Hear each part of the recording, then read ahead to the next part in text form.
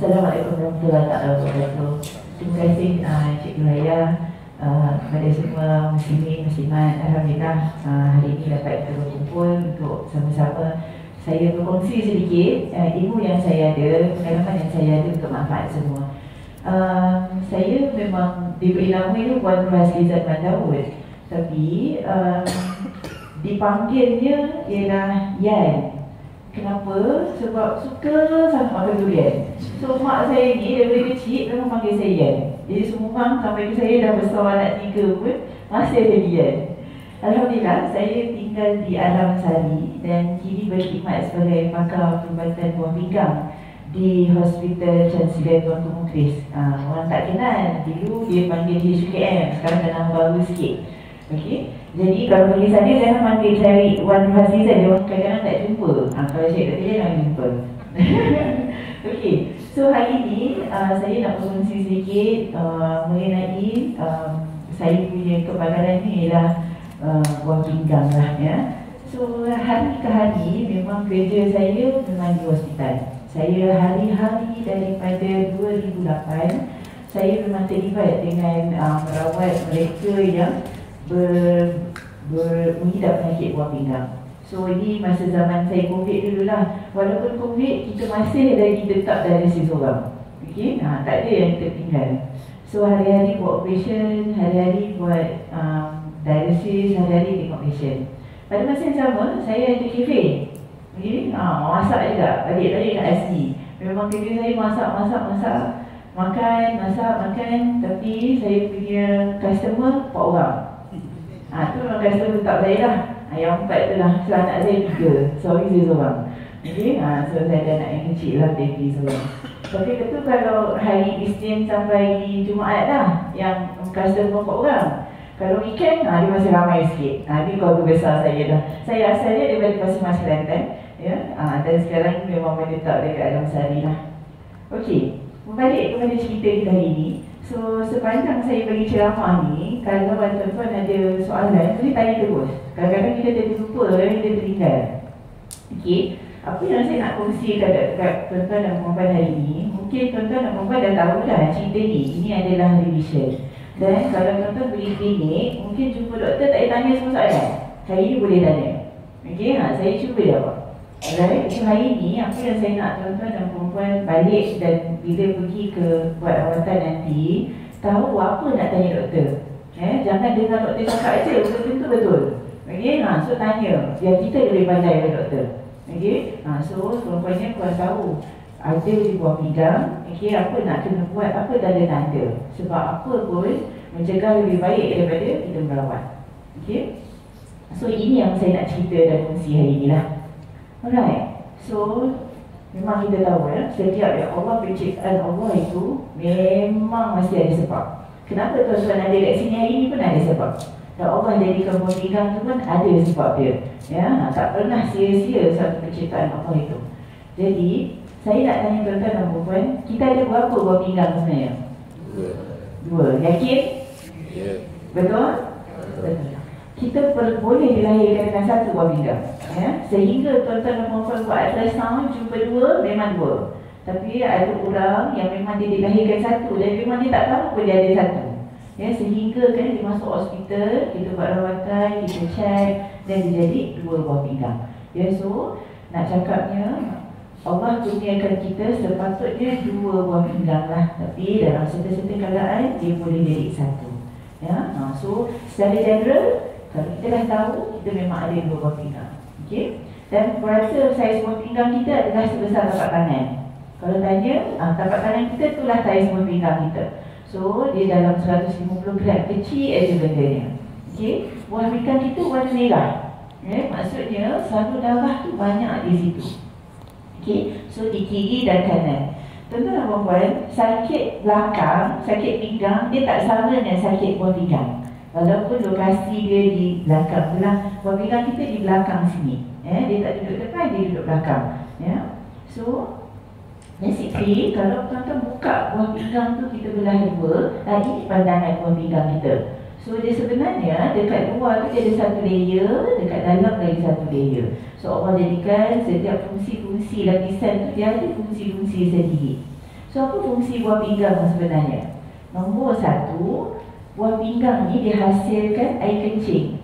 Penting ke air kencing? Penting. Sebab air kencing dia keluarkan benda yang tak perlu pada badan. Dia akan singkirkan bahan-bahan buangan. Okey, so macam mana kita nak tahu buah pinggang kita berfungsi? Dan selagi mana buah pinggang kita menghasilkan air kencing, buah pinggang kita berfungsi. Okey, itu kata kalau orang yang memang masalah buah pinggang kronik, air kencing dia dah tak ada.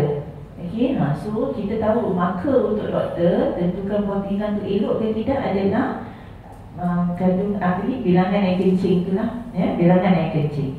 Yang kedua, buah pinggang ni dia kawal cecair dalam badan dan dia bantu buang yang tak perlu. Dia bijak. Okey, so bila maksudnya dalam ni ialah bila mana kita minum banyak tapi badan kita tak perlu, dan buah pinggang akan keluarkan. Okey, pada masa yang sama bila buah pinggang mengeluarkan cecair, kontrolkan dalam badan kita, dia akan kontrol tekanan darah. Right? Dan buah pinggang boleh apa sikit tak? Tulisan tu boleh dikembang sikit. Dia dikembang. Saya rasa ni sebab slide show kot dia tak boleh. Betul. Tapi nanti mungkin boleh share kot, nanti kita share dengan Cik Gaya lah. Ni. Okay. So yang keempat, buah pinggang ni hasilkan darah merah. Right? So buah pinggang ni ada satu hormon yang dijadikan dalam buah pinggang tu untuk hasilkan darah merah. Dan yang keempat, buah pinggang boleh kawal ketupatan kita punya tulang. So all in all, buah pinggang nombor satu, dia kontrol tekanan darah. Okay, macam mana dia mengawal cair dalam badan. Nombor dua, buah pinggang dia keluarkan toksin. Benda yang tak perlu dia akan keluarkan. Nombor tiga, dia juga kontrol penghasilan darah merah sebab ada hormon kat dalam. Dan yang keempat, dia ada keupayaan untuk kontrol ketupatan kita punya tulang. Okey, itu fungsi buah pinggang secara asasnya. Okey, so apa tu penyakit buah pinggang kronik? Tuan-tuan jangan terkeliru dengan buah pinggang kronik dengan buah pinggang akut. Kadang-kadang dia buah pinggang kronik itu adalah kerosakan buah pinggang permanen. Okey, kalau buah pinggang akut, ya, dia akut, dia adalah kerosakan buah pinggang sementara. Okey, so apa yang saya nak cerita hari ini adalah kerosakan buah pinggang yang permanen. So kalau buah pinggang akut, contoh tuan tak ada masalah kesihatan apa-apa, tiba-tiba dapat jangkitan kuman yang teruk, masuk hospital, doktor kata buah pinggang radang, kita kena buat dialisis. Okey, itu tidak bermakna dialisis untuk selamanya. Itu adalah dialisis adalah untuk masa musim yang dia demam tu, yang dia tak sihat tu aja. So bila mana dia dah sihat, buah pinggang kembali baik, dia mungkin tidak perlukan dialisis lagi. Okey, so dia ada dua jenis, buah pinggang, kerosakan buah pinggang akut dan kerosakan buah pinggang kronik. So apa yang kita nak cakap hari ini ialah kerosakan buah pinggang yang kronik. So kerosakan buah pinggang dia ada dua pula. Bila kita kata buah pinggang kita rosak, nombor satu, bila fungsi dia tidak baik. Nombor dua, bila struktur dia tidak baik. Rupa tak cantik, fungsi tak cantik. Apa maksud rupa tak cantik? Contoh, sepatutnya ada dua, dia ada satu. Okey, itu satu. Yang kedua, dalam buah pinggang dia ada batu karang. Itu pun kita kata part of penyakit buah pinggang lah. Okey, penyakit buah pinggang. Yang ketiga, ialah dia dari segi fungsi. Fungsi itu bagaimana? Macam mana kita nak tahu fungsi buah pinggang kita baik? Nombor satu, kita tengok bacaan air kencing dan bacaan darah lah. Okey, air kencing kadang-kadang kalau rata-rata saya rasa ramai yang pernah pergi ke klinik kesihatan yang buat pemeriksaan buah pinggang, buat pemeriksaan darah dan air kencing. So macam mana doktor check ialah dia ambil darah. Apa yang spesifik dia tengok ialah renal profile, bacaan buah pinggang, terutamanya creatinine. Itu yang doktor selalu sebut. So bila dia tengok creatinine tu, dia boleh tahu. Okey, creatinine ni adalah satu bahan dalam badan yang bila mana buah pinggang kita elok, dia akan kurang dirembeskan. Kalau buah pinggang kita tak elok, creatinine dalam badan kita tinggi. Maksudnya kreatinin itu tak boleh keluar masa mudahan macam tu. Semakin tinggi kreatinin itu, semakin besar dia punya kebarangkalian untuk dapat penyakit buah pinggang. Itu satu. Yang kedua, dari segi fungsi ialah sebab buah pinggang ni dia tapis kan, dia tapis benda-benda kotor. Bila mana dia tak boleh nak tapis, banyak benda-benda yang elok pun dia keluar melalui air kencing. So, bila mana kita cek air kencing kita tertangkap ada protein, ada darah, ya, bila kita tengok mikroskop ada. So, itu maksudnya kegagalan fungsi buah pinggang. So, kegagalan fungsi buah pinggang dia ada 5 tahap. 1, 2, 3, 4 dan 5. Right? Bila perempuan dah sampai tahap kelima, perempuan maksudnya dah kena start cuci darah. Okay, dah kena start cuci darah. Tahap 1 tak ada simptom, 2 tak ada simptom, 3 tak ada simptom. Bila tuan-tuan dah sampai tahap 4, kita dah start ada simptom. Lepas ni saya cerita apa simptom yang kita nak. Okay, so bila fungsi buah pinggang tahap 1, 2, 3 ni bergantung kepada apa? Bergantung kepada bacaan kreatinin tu tadi. Okay, semakin tinggi kreatinin, fungsi buah pinggang semakin rendah. Right? So 1, 2, 3, 4 dan 5. Okay, so siapa yang sangat berisiko untuk dapat penyakit buah pinggang? Adakah kita semua kena screen? Tak semestinya. Okay, kecuali mereka yang memang ada sejarah penyakit kencing manis. Right? Tak kisah kencing manis baru, kencing manis lama, kencing manis yang dulu tak ada sekarang ada, dulu tak ada sekarang ada, ataupun dulu ada sekarang tak ada pun kena. Okay? Dan juga bercakap pasal kencing manis, puan-puan yang pernah mengandung dan mengidap penyakit kencing manis semasa mengandung juga boleh dapat risiko kencing manis di hari tua. Okay, yang muda-muda ni kita rasa tak ada kan? Kita rasa kencing manis dah tak ada dah. Masa mengandung je dulu doktor. Tapi sebenarnya itu adalah risiko yang boleh menyebabkan dia boleh dapat kencing manis hari tua.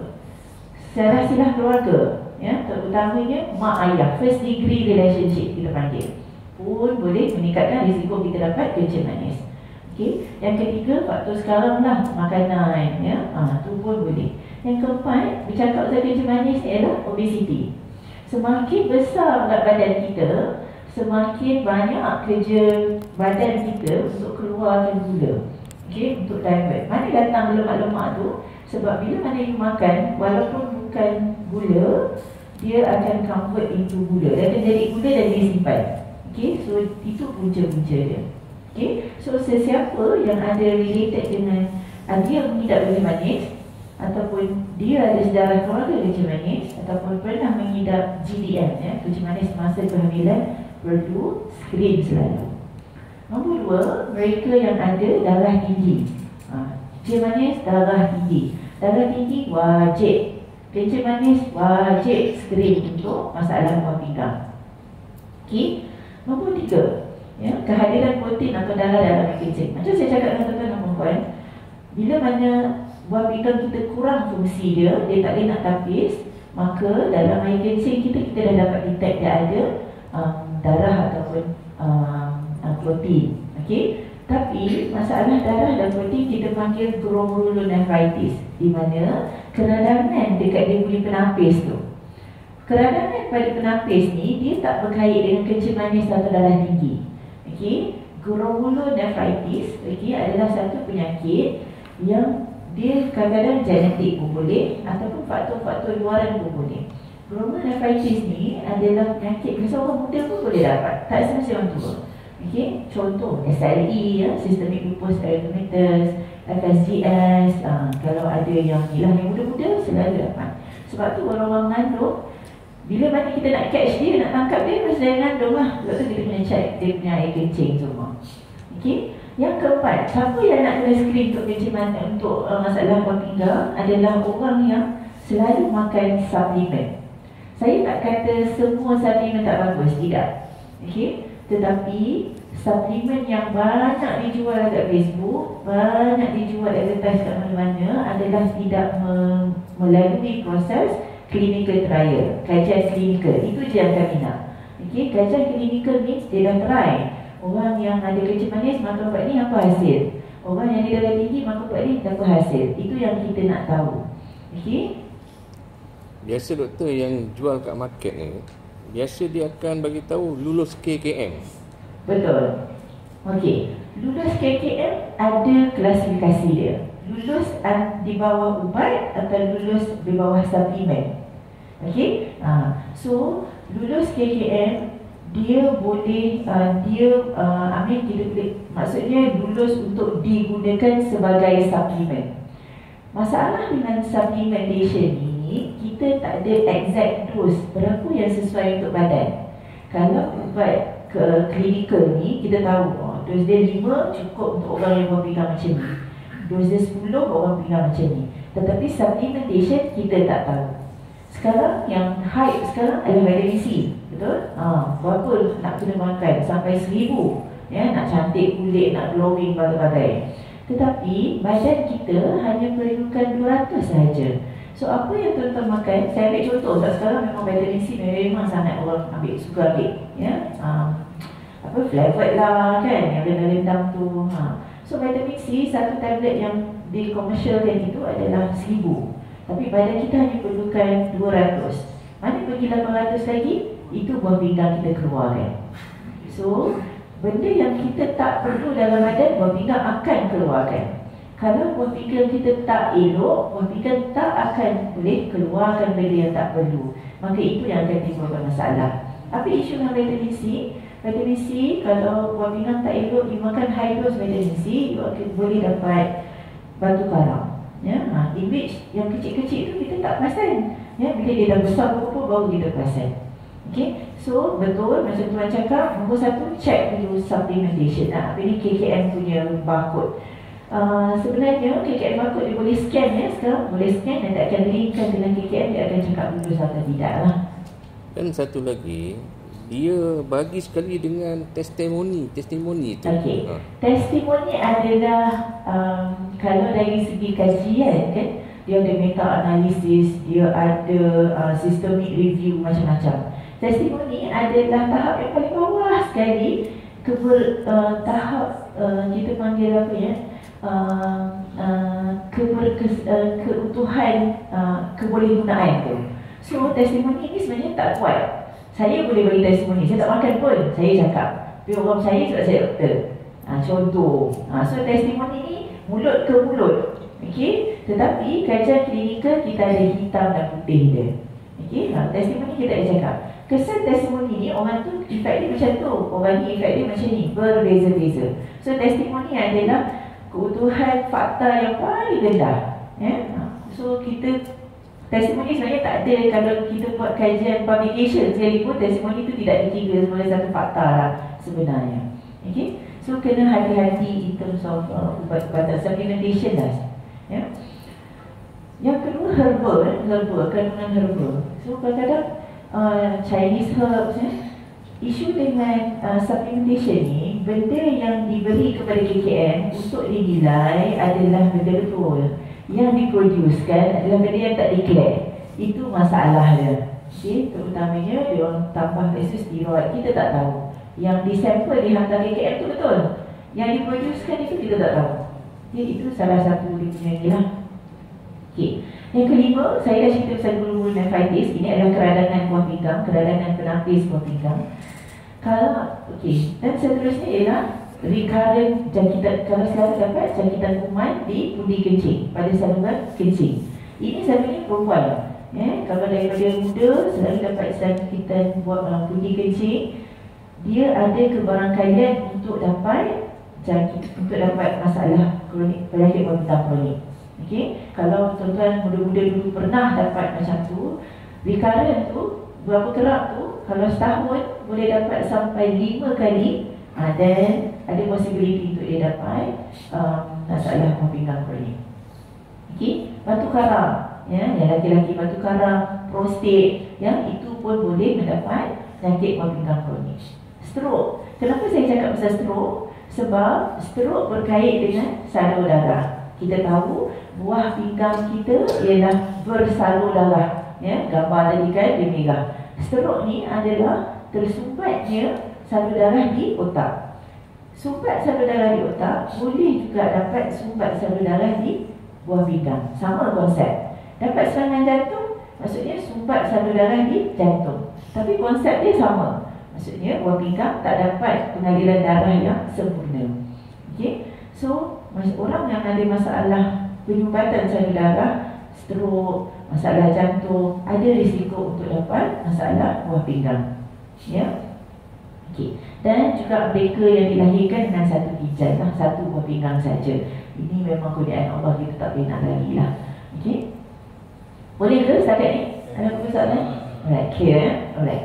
So dekat Malaysia ni, dulu tak sampai 10% je mereka yang mengidap penyakit buah pinggang. Tapi tahun ke tahun kita dapati dah sampai 15%. Ini 2018 punya fakta lah. Tapi kalau tuan-tuan dan puan tengok dalam yang kita punya dalam yang KKM punya terbaru, dia mengatakan bahawa penyakit buah pinggang mungkin pada tahun 2040 adalah antara 5 teratas yang menyebabkan kematian. Ya, selain daripada serangan jantung dan juga kanser. Dulu kanser ke atas, sekarang tidak lagi. Ya, penyakit buah pinggang memang tengah leading. Tapi sebenarnya walaupun tak tengok fakta, saya di klinik merasakan benda itu berlaku. Sebab kalau klinik saya dulu 2 kali seminggu, sekarang saya dah tak boleh dah nak kereta 2 kali seminggu. Saya kena buat 4 kali seminggu dengan jumlah pesakit yang sama. Maksudnya penambahan pesakit buah pinggang semakin banyak. Sama ada kita dah banyak sangat skrin, ataupun memang dia dah banyak sangat dah bersimptom lah menyebabkan datang ke klinik. Okay? So ini adalah fakta terbaru. Kalau tuan-tuan tengok, apa yang saya risau ialah dulu kita tahu kencemasan darah tinggi adalah penyakit orang tua. Kencemasan darah tinggi, stroke, ya, semua tu penyakit orang tua. Umur 65 dan ke atas. Tapi zaman ni tidak lagi. Okey, fakta terbaru 35% adalah orang yang kurang pada umur 45. Okey, kenapa? Saya boleh attributekan ini adalah puncanya daripada obesity. Ya, obesity, gaya hidup, pemakanan, ya. Sekarang work from home, tak gerak, duduk depan komputer saja, tak exercise, ya. Begitulah. Okey, so faktor-faktor ni tak sempat umur 60 lagi buah pinggang sudah rosak. Ini takut, ya, tuan-tuan. Ini takut. Umur 45 macam saya, anak pun kecil lagi, baby lagi. Tapi saya dah mengidap buah pinggang, contoh. Ya, apa akan jadi pada ini? So implikasi penyakit ni adalah berpanjangan. Okey, bukan kepada penyakit pesakit, tapi kepada kami juga di hospital. Sebab kos penyakit orang pinggang orang panggil penyakit orang kaya. Ya, sebabnya dialisis lah. Kos dialisis, kalau tuan-tuan dan puan tahu berapa kos satu dialisis, satu session saja 350. Right? 350. Tidak termasuk ubat-ubatan. So kalau seminggu tuan perlukan mungkin 3 kali dialisis, 1000 seminggu. Kali 4 minggu, 4000 sebulan. Right? Kalau kita boleh cegah, elak, okay, dan insyaAllah integrasi itu mungkin kurang. Ya? Okey. Lain tahun ke tahun kita tahu punca utama orang yang memerlukan dialisis ini adalah kalau kita duduk dalam halaman macam ni, okey, ada 10 orang, okey. Dalam 10 tu 6 mesti kencing manis. Betul? Okey, kalau tanya jiran-jiran tak? Yang sebelah-sebelah, macam manis tak? Dalam 10 mesti ada 6 orang kencing manis. Dalam 6 orang kencing manis ni, okey, 2 tu mesti ada masalah buah pinggang. Okey, ini common. Kalau kita tukarkan kepada peratusan tuan-tuan dan puan-puan, 40% orang yang ada kencing manis di kalangan orang yang ada orang yang ada buah pinggang di kalangan orang kencing manis. Okey, fakta ni menakutkan sebenarnya. Okey, so maksudnya kalau jatuh bom setempat tu, memang rata-rata ni yang kencing manis lah yang kena.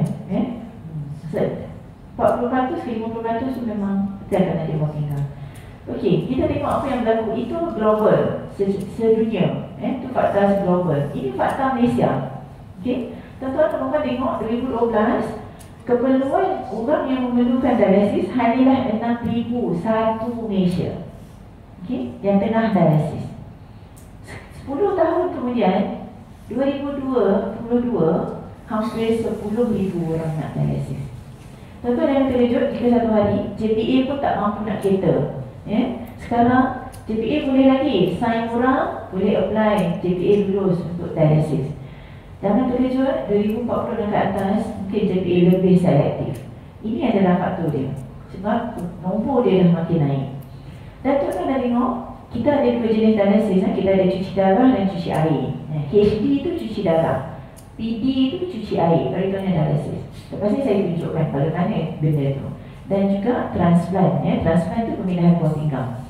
So, kalau tengokkan daripada 10,000, 8,000, 7,500 tu adalah orang yang tengah menjalani hemodialysis, cuci darah. Dan hampir 2,000 adalah orang yang membuat dialysis, peritoneal dialysis. Okay. Tetapi yang menjalani pemindahan buah pinggang hanya 200 daripada 10,000. Hanya 2% sahaja. Okay. Saya nak ceritakan mengenai pemindahan buah pinggang lepas ni. Mungkin pengalaman baru bagi tuan-tuan yang tak pernah dengar apa. Okay. Tapi apa daripada fakta yang ini ialah dalam masa 10 tahun jangkauannya adalah 45%. Okay. Kalau kita predik ke depan, dalam masa 5 tahun ke depan, okay, mungkin yang memerlukan up to dengan skala yang sama, mungkin kita akan achieve 20,000.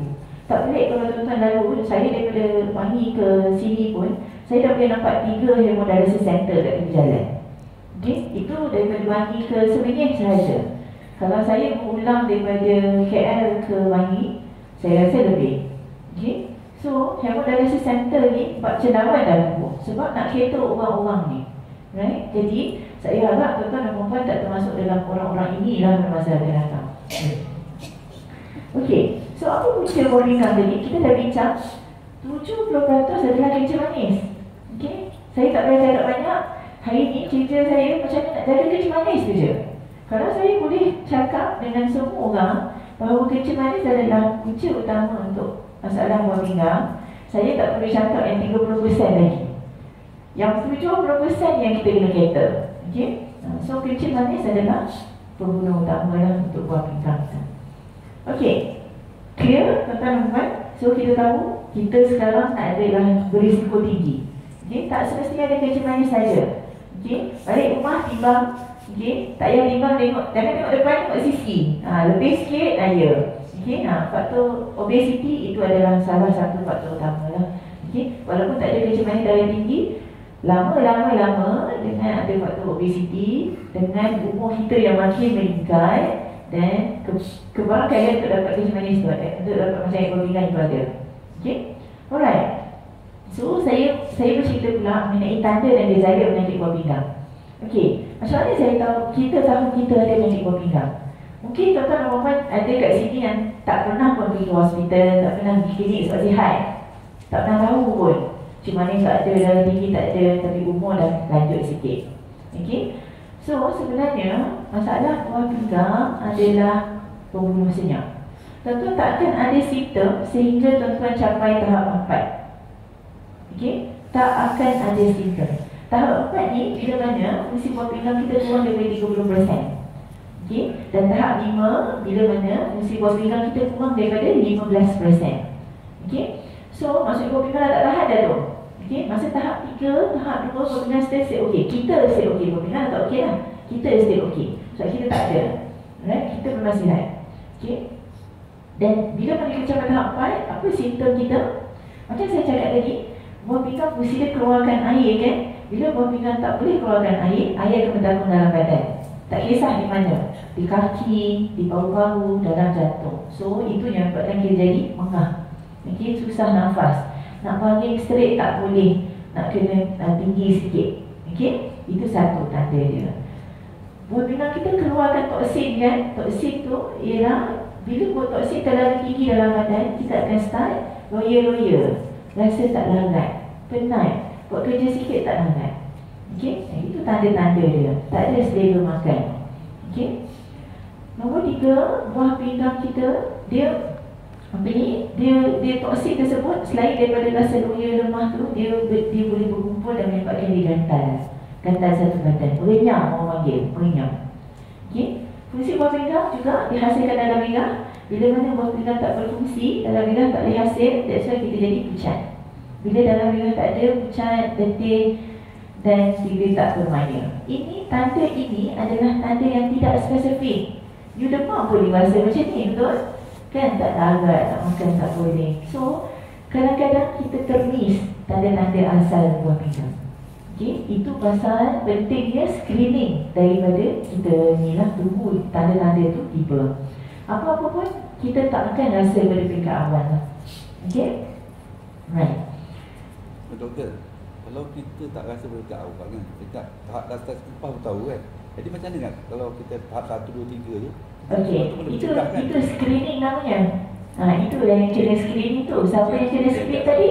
Orang yang berisiko tadi. Contoh tahu dekat setiap klinik kesihatan kita ada klinik kita panggil sejahtera. Okay, klinik sejahtera ni tuan-tuan boleh walk in, okay, untuk screen. Okay, so walaupun demikian dekat rumah kita boleh cek tekanan darah, ya. So sebenarnya bila kita umur dah lanjut kita boleh hadir di klinik sejahtera buat pemeriksaan. Macam mana kita nak buat? Dari mana saya cerita macam mana kita nak cek, ya? Macam mana doktor cek. So apa-apa pun kita kena dapatkan diagnosis dulu. Okay, diagnosis dulu. Sebab bila kita kesan awal, kita tahu apa kita nak kena buat. Okay.